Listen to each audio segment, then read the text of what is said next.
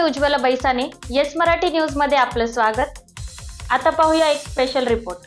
जवखेडा गावात केंद्रीय मंत्री रावसाहेब दानवे आणि आमदार संतोष दानवे यांच्या कार्यकर्त्यांनी मारहाण करून घर उद्ध्वस्त केल्याचा गंभीर आरोप संत्रे कुटुंबियांनी केला आहे। राष्ट्रीय महामार्ग बनवण्यासाठी नियमांचं उल्लंघन करून घर उद्ध्वस्त केल्याचा देखील संत्रे कुटुंबाचा आरोप आहे। उद्ध्वस्त घराचे व्हिडिओ सोशल मीडियावर व्हायरल होत आहे। या अन्यायग्रस्त संत्रे कुटुंबाची जवखेडा येथे श्री वडेट्टीवार यांनी भेट घेतली।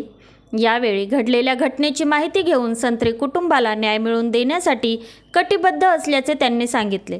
संत्रे कुटुंबाला केलेली मारहाण म्हणजे सत्तेचा माज आहे। एखाद्या गावातील जमिनीवर नजर पडली तर ती जागा दानवे यांना दिली पाहिजे असा दबाव सत्ताधारी खासदार आमदार यांनी या कुटुंबावर टाकला। घर जबरदस्तीने पाडून कुटुंबाला मारहाण केली।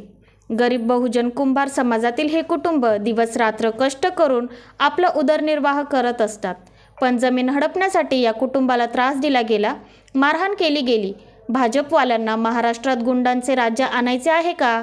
पोलीस प्रशासन, महसूल प्रशासन काय करत आहे, असा सवाल वडेट्टीवार यांनी आज उपस्थित केला आहे। गरीब कुटुंब आहे म्हणून त्रास देता, पण या संत्रे कुटुंबाला न्याय देण्यासाठी आम्ही प्रयत्न करू, विधानसभेत आवाज उठवू, असा इशारा विधानसभा विरोधी पक्षनेते विजय वडेट्टीवार यांनी दिला। कुटुंबाचा सरळ आरोप आहे की हे आरोपी यांना मारहाण करत असताना या संत्रे कुटुंबानं त्यांनी रावसाहेब दानवेंचं नाव घेतलं, संतोष दानवेंचं नाव घेतलं, मधुकर दानवेंचं नाव घेतलं। ते आरोप हे स्पष्टपणे सांगत आहे। त्यांच्यावर गुन्हा दाखल करून चौकशी करायला पाहिजे। कोण गुंड पाठवले होते आधारात? कारण गुंडाची टोळी पोचता काय महाराष्ट्रामध्ये, आणि गुंडाची टोळी पोसून गरिबांच्या जमिनी बडकवण्याचं पाप करताय। तर त्यामुळे ही दुसरी वेळ या कुटुंबावर पहिल्या वेळेस मला मारलं होतं, रातचं काढून माझ्या आईला मला मारलं होतं। त्यामुळं त्यावेळेस ह्यांनी जे नाव सांगतायत त्यांच्यावरती कारवाई व्हावी हीच त्यांची मागणी आहे। त्यामुळे नावं नाही, अजून यांना तर 1100 फुटांचा मिळाला। उर्वरित जागा जी आहे 700 फूट ती बांधून देणं, ती त्यांच्याकडे त्यांचं घर होतं ते पाडलं। ती जागा बडकवण्याचं मुख्याची जागा, हायवे टच जागा, त्यामुळे ती जागेवर त्यांचा नजर होती, त्यांचा डोळा होता, म्हणून ही घटना त्यांनी घडवली। बाकीच्या शेतकऱ्यांनाही मोबदला मिळाला नाही अजून काय भाजपवाल्यांना, भाजपचे नेते या पद्धतीनं गरीब कुटुंबांना मारहाण करून छळत असतील आणि जमीन बडकवण्याचा प्रयत्न करत असतील तर यांना पोलीस प्रशासन काय करतं, महसूल प्रशासन काय करतात? मी आज भेटल्यानंतर यांच्या वेदना मला समजल्या आहेत। ते देवा धर्माच्या गोष्टी सांगतात, नालायक लेखाचे, आणि त्यांनी ह्या मूर्त्यांची विटंबना केली। या मूर्त्या तयार होत्या, कुंभार कुटुंब आहे, कलाकृती करणारे कुटुंब आहे। या देवतांची विडंबना करताना त्यांना धर्म आणि संस्कृती आठवत नाही। केवळ सत्तेतून पैसा, सत्तेतून जमीन बळकावणं, गरीब लोकांना धाक धपटशा देऊन त्यांच्यावर दबाव टाकून त्यांना त्रास देणं, एवढंच जर होत असेल तर हा विषय आम्ही हाती घेतलाय। मी आपल्या कुटुंबाला मी आज सांगतोय की ह्या प्रकरणाचा आम्ही छडा लावू शेवटपर्यंत, आणि या कुटुंबाला न्याय मिळण्यासाठी आम्ही शक्तीचे प्रयत्न करू।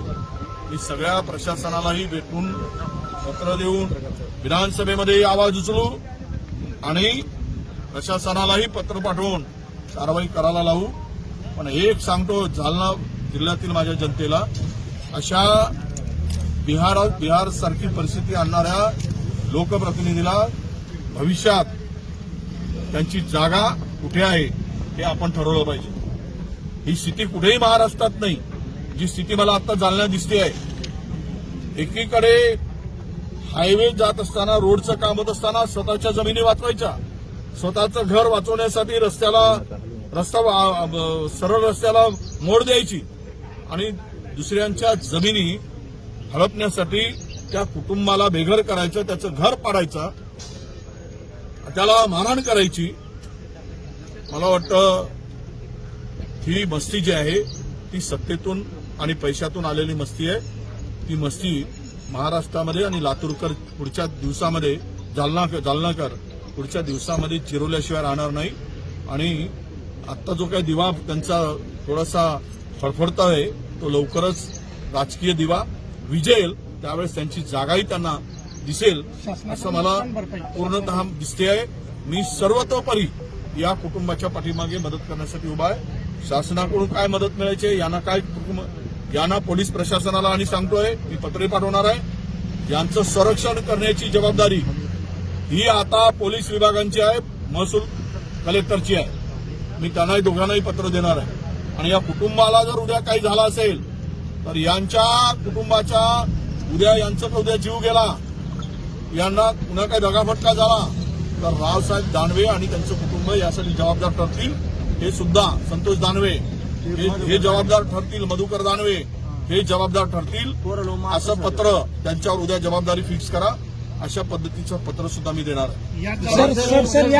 इतकं होऊ नये, पण रावसाहेब दानवे आणि संतोष दानवे यांच्या विरोधामध्ये पोलिसात तक्रार देखील नाही, अज्ञात व्यक्ती विरोधात तक्रार आहे. नाही, ते त्याचा त्या संदर्भात